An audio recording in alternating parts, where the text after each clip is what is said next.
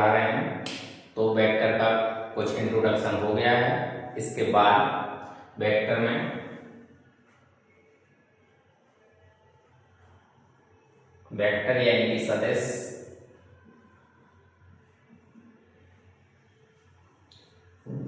इसमें सबसे पहले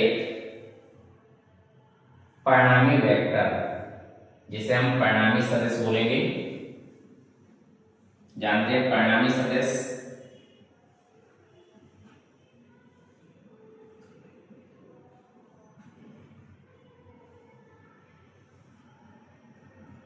परिणामी सदिश किस प्रकार से फाइंड करना है?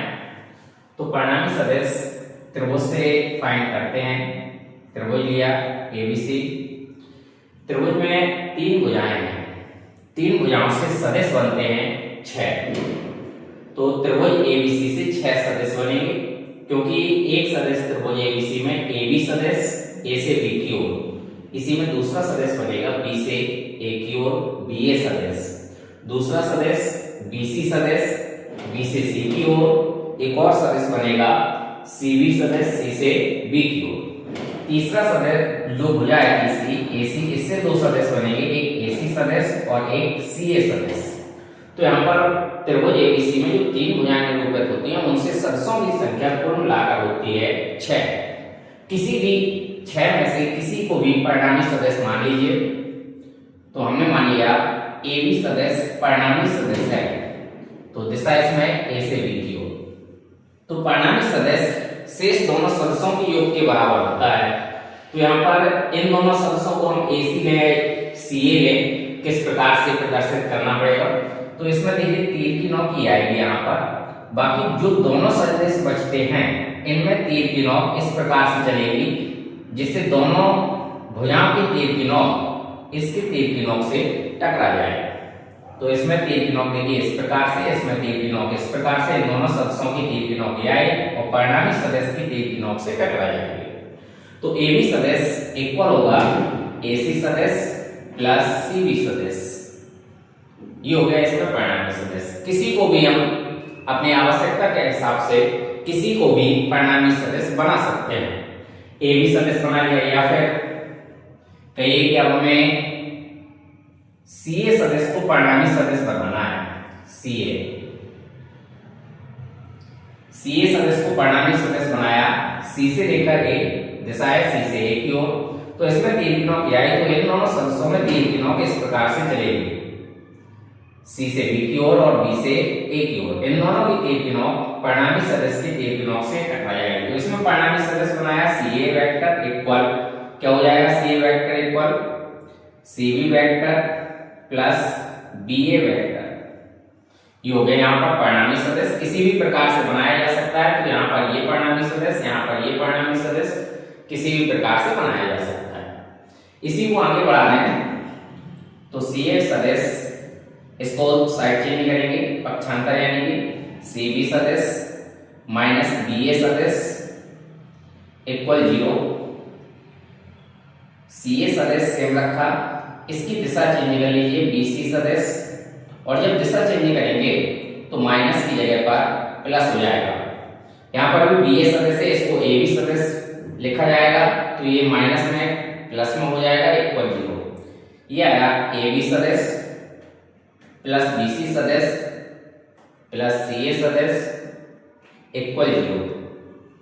तो यहां से ये निष्कर्ष निकलता है कि त्रिभुज से निरूपित तीनों भुजाओं के सदिशों का योग कितना होता है? 0। त्रिभुज से निरूपित तीनों भुजाओं के सदिशों का योग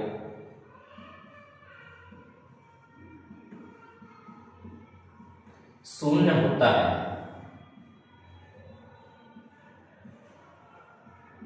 तो एबी सदिश, बीसी सदिश, सीए सदिश तीनों का योग शून्य है। इसका मतलब यह है कि त्रिभुज से निरूपित तीनों भुजाओं के सदिशों का योग शून्य होगा। इसी प्रकार से चतुर्भुज से निरूपित चारों भुजाओं के सदिशों का योग भी शून्य होता है। ये भी थ्योरम इस प्रकार से कार्य करेगी, जैसे त्रिभुज में वैसे ही चतुर्भुज में, आगे भी वैसे ही। इसके बाद स्थिति सदिश,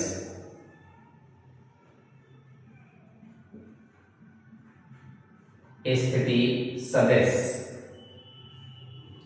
लिखा जैसे ए बी सदिश इक्वल, ए बी सदिश को स्थिति सदिश में कन्वर्ट करना है तो इसको लिखा जाएगा बी का स्थिति सदिश, बी का स्थिति सदिश माइनस ए का स्थिति सदिश।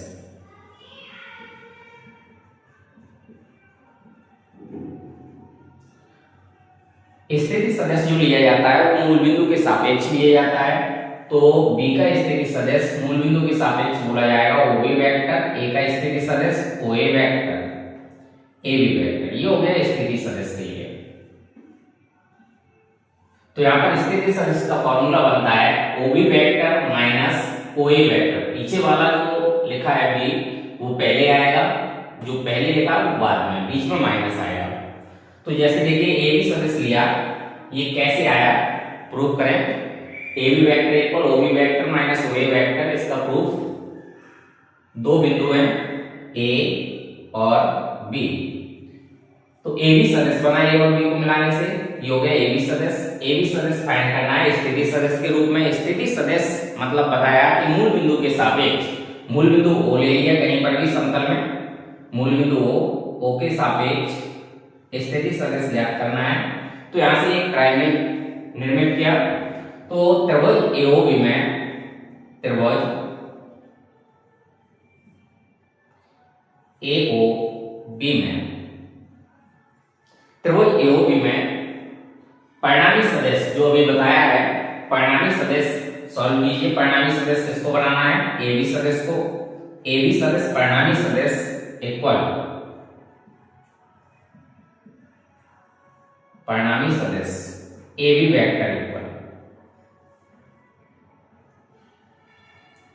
ए बी वेक्टर इक्वल, इसमें तीर की नोक ये चल रहे हैं, इसमें तीर की नोक इस प्रकार से, इसमें इस प्रकार से, तो दोनों की तीर की नोक परिणामी सदिश के तीर की नोक से टकरा जाएगी। तो इसको लिखा जाएगा A B vector equal AO vector plus O B vector.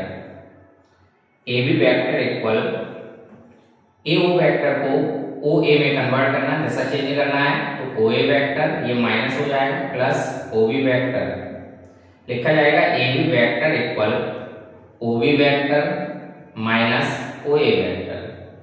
ये यहाँ इसमें परिणामी सदिश के हिसाब से स्थिति सदिश में बदल दिया ए बी वेक्टर को, A B vector equal O B vector minus O A vector.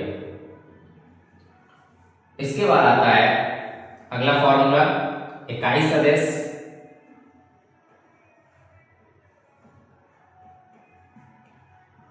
या कह सकते हैं मात्रक सदिश,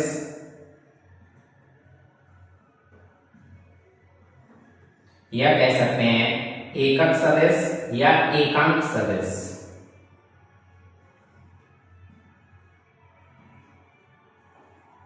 इसकी डेफिनेशन होती है, मात्रक सदिश की डेफिनेशन, ऐसा सदिश जिसका मापांक एक होता है, जिसका मापांक या परिमाण एक हो उसे हम इकाई सदिश या मात्रक सदिश या एकांक सदिश कहते हैं। इसका फॉर्मूला होता है इकाई सदिश इक्वल सदिश बटे मापांक, ये इकाई सदिश का फॉर्मूला। मुख्य ये है सदिश में शुरुआत जैसे ही करेंगे तो सबसे ज्यादा आवश्यकता पड़ेगी परिणामी सदिश, इकाई सदिश और स्थिति सदिश। ये मुख्य है, महत्वपूर्ण है, ध्यान रखें।